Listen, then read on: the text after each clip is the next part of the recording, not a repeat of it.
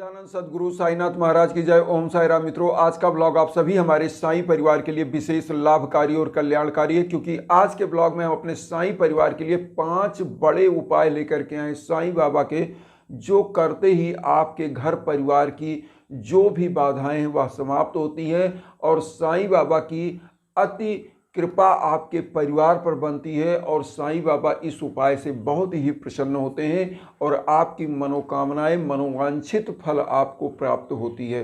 कैसे इस उपाय को करा जाए, क्या करते थे बाबा और कैसे आपको करना चाहिए, तो इस उपाय को जानने से पहले आप सभी लोगों को एक चीज़ मैं ज़रूर बताना चाहूँगा कि बाबा का अगर आप लोगों ने साईं सच्चरित्र नहीं पढ़ा है तो एक बार साईं सच्चरित्र का सप्ताह पारायण जरूर करें, या तो साईं सच्चरित्र डेली एक चैप्टर ही पढ़ें। लेकिन जब आप साईं सच्चरित्र पढ़ते हैं तो बाबा की लीलाओं का वर्णन, बाबा की दिनचर्या, बाबा के जीवन के बारे में आप समझ पाते हो और फिर उस बाबा के साईं सच्चरित्र को पढ़ने के बाद आपको यह करना चाहिए कि बाबा किस प्रकार से अपने जीवन को जीते थे उस चीज़ों का अनुकरण करना चाहिए। और जो व्यक्ति साईं सच्चरित्र पढ़ने के बाद भी साईं बाबा के बताए गए मार्ग पर नहीं चलता है, ऐसे लोगों को फिर पढ़ने का कोई मतलब भी नहीं बनता।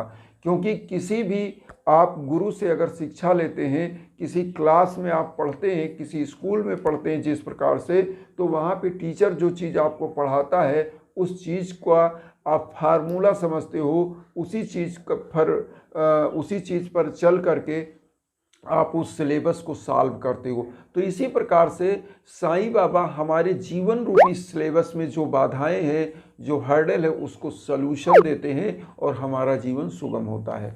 तो आइए आज के उपाय में हम जानते हैं कि बाबा कैसे पूजन करते थे, कैसे लोगों का ध्यान करते थे, कैसे लोगों का कल्याण करते थे। देखिए, बाबा साईं बाबा जो है, जो द्वारका माई उस समय एक जीर्ण शीर्ण मस्जिद हुआ करती थी। बाबा क्या करते थे कि उसी में रहना स्टार्ट किया, साफ सफाई किया और मंदिर के रूप में उसको परिणित किया। वहीं पर बाबा अपने गुरु की पूजन किया करते थे और ऐसी मान्यता है वहाँ पर जो नीम का पेड़ है उसके नीचे जब खोद के पत्थर हटाया गया जहाँ बाबा बैठते थे तो वहाँ दीप प्रज्वलित मिला। और वह दीप बाबा जब कहीं गए थे और आए लोगों ने, उन्होंने देखा कि लोग उसको हटाए तो बाबा बहुत तेज बिगड़ गए, लोगों के ऊपर गुस्सा गए और लोगों ने जल्दी से उसको ढक दिया। बाबा ने बताया यह मेरे गुरु का दीप है, जिन्होंने मुझे ज्ञान दिया। जबकि बाबा कब जन्मे थे, कहाँ से थे, कोई पता नहीं था और बाबा के गुरु कौन थे ये भी लोग नहीं जानते थे। तो यहाँ पर कहने का मकसद ये है कि बाबा की पूजा जब भी करें तो पहला तो उपाय यह जान लें, पहला सबसे बड़ा उपाय कि बाबा की पूजा जब भी करें तो एक दीप प्रज्वलित करें, एक लोटा जल रखें। और इस दीप को प्रज्वलित करने का मतलब यह होता है, और हिंदू परंपरा में हर संस्थान में एक दीप प्रज्वलित ही होता है, हर मंदिर में दीप प्रज्वलित होता है। आप किसी भी मंदिर में जाएंगे तो बाबा का जो पूजन विधि है उसमें एक लोटा जल लें, एक दीप, घी का दीप या सरसों के तेल का दीप भी जला सकते हैं, तिल के तेल का भी दीप जला सकते हैं, जो आपको अवेलेबल हुई जी उस दीप को जलाएं, एक लोटा जल रखें और बाबा का कोई भी मंत्र, आपको कुछ भी नहीं आता तो ओम साई राम का ही जाप करें। आप जो भी सच्चिदानंद सद्गुरु साईनाथ महाराज की जय ऐसा भी जाप करें, जो भी आपको आता है। बाबा कहते हैं बस मेरा ध्यान आपको होना चाहिए और सच्ची श्रद्धा और सबरी होना चाहिए। पहला नंबर ये हो गया। अब यहाँ पर होता क्या, जो लोटे का जल रखते हैं, किसी भी पूजा स्थान पे अगर आप पात्र रखते हैं लोटा भरा हुआ तो हमेशा धन लक्ष्मी से आपका घर धन धान्य से भरा होता है। और उस लोटे के जल को क्या करना चाहिए, पूरे घर में छिड़क करके अगले दिन उस लोटे के जल का क्या करिए, तुलसी के पेड़ में या कोई भी पेड़ आपने लगाया उसमें लगा दीजिए, उसमें जल को डाल दीजिए। तो इससे आपको एक आशीर्वाद मिलता है, पेड़ पौधों में जल प्राप्त होता है तो उससे भी एक ऊर्जा आपको मिलती है। तो यहाँ पहला उपाय। अब दूसरा उपाय, साईं बाबा का सभी लोग जानते होंगे कि पूजन करने के बाद बाबा का जो है भोग लगाना, किसी भी पूजा को आप करते हो अगर प्रसाद नहीं बांटते हो, भोग नहीं लगाते हो तो वह पूजा अधूरी मानी जाती है। इसीलिए हम अपने पूरे भी विधि में सब में बताते हैं कि कुछ ना कुछ भोग लगाइए। आप शिरडी अगर गए होंगे तो वहाँ मिश्री और किशमिश मिला करके एक पैकेट जो प्रसाद के रूप में आप खरीदते हैं, वहाँ दुकानें जो हैं, तो उसी टाइप का मिश्री और किशमिश यहाँ अपने घर पे लीजिए और उसके बाद उसी का भोग लगाइए, पूरे परिवार को बांटिए। और अगर बृहस्पतिवार के दिन आप खिचड़ी बना के भोग लगाएं बाबा को, तो बाबा अति प्रसन्न होते हैं और गरीबों में यह खिचड़ी जरूर बांटिए। तो यह दूसरा उपाय हो गया बाबा को प्रसन्न करने का। अब यहाँ तीसरा आप समझिए, बाबा गरीबों दीन दुखियों को हमेशा मदद करते थे, जो वह मांग कर लाते थे वह उनमें बांट देते थे। तो हम ये नहीं कहते कि आज के इस युग में, कलयुग में आप सब कुछ बांट दीजिए, लेकिन अगर आप एक रोटी का निवाला आपको खाने का मयस्सर होता है ईश्वर के आशीर्वाद से, तो उस एक रोटी में से थोड़ा सा टुकड़ा ही दान करिए, लेकिन करना ही है। यहाँ कहने का तात्पर्य है कि कबीरदास जी ने लिखा है कि नाव में बाढ़े पानी, घर में बाढ़े दाम, दोनों हाथ उलिचिए यह सयानो काम। मतलब जिस प्रकार से नाव में अगर एक कील के बराबर छेद हो जाती है और नाव में पानी भर जाता है और नाविक उलझता नहीं है, तो नाव पलट जाती है और जो यात्री हैं वो भी मर जाते हैं, नाविक भी मर जाता है। इसी प्रकार से अगर घर में धन दौलत आ रहा है तो दान करते रहना चाहिए, जिससे घर परिवार, आपके बेटे बेटी सुखी हों और आपका परिवार उन्नति की तरफ जाए। इसीलिए कहा गया ना कि बाढ़ें पूत पिता के धर्म में, खेती उपजे अपने कर में। तो माता और पिता जितना धर्म करते हैं, पुत्र पुत्रियां उतना ही बढ़ती हैं। इसीलिए यहाँ पर एक चीज़ और मेंशन करना चाहेंगे, जो हवन की बात हम बताते हैं, वह हवन क्यों बताते हैं कि जब भी कोई माता पिता या बहन भाई जो भी हवन कराते हैं, उनके पुत्र पुत्रियों को वह आशीर्वाद मिलता है, उनके घर परिवार को वह आशीर्वाद मिलता है, क्योंकि उस परम पिता के, परमेश्वर के सानिध्य में आप हवन कराते हैं और आपके गोत्र नाम पर संकल्प होता है। आप वर्ल्ड में कहीं हो, आपको उसकी ऊर्जा मिलती है। इसीलिए हम हवन के लिए आपको इंस्टाग्राम का लिंक भी देते हैं कि अगर आप हवन कराना चाहते हैं तो निश्चित उस पर संपर्क करें। अब आइए चौथा उपाय। देखिए, बाबा के दरबार में जो भी जाता है सच्ची श्रद्धा से और सबरी के साथ, मतलब सब्र और श्रद्धा, यह दो चीज़ हमेशा बाबा कहते थे कि इस चीज़ को आप याद रखिए। इसको याद रख करके अगर आप निष्ठा भाव से, इसीलिए कहा गया है कि विश्वासम फलत सर्वदा, अगर आपको विश्वास है तभी आपको फल प्राप्त होता है।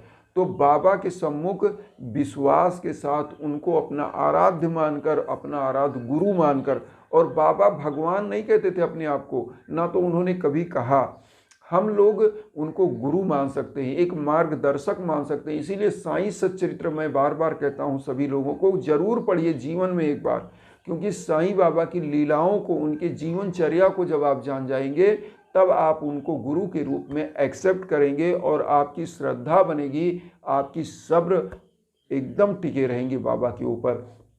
तो यहाँ पर ये चीज़ हो गया, यह चीज़ श्रद्धा और सबरी को जरूर ध्यान रखिए। अब पांचवा चीज़, साईं बाबा का एक चीज़ जरूर याद रखिए, 11 वचन। साईं बाबा का 11 वचन, जब आप सुबह उठते हैं तो 11 वचन याद करिए। और एक चीज़ और बता दें, अगर आप साईं बाबा का कोई मंदिर की फ़ोटो, साईं बाबा की फ़ोटो जब भी आप सोकर उठें तो बाबा का ध्यान करके और उस फोटो पर नज़र डालें, क्योंकि बाबा का जो मंदिर है, मंदिर का जो मंडप है, मंडप के ऊपर आप देखेंगे तो स्वर्ण जड़ा हुआ है और पीला होता है स्वर्ण।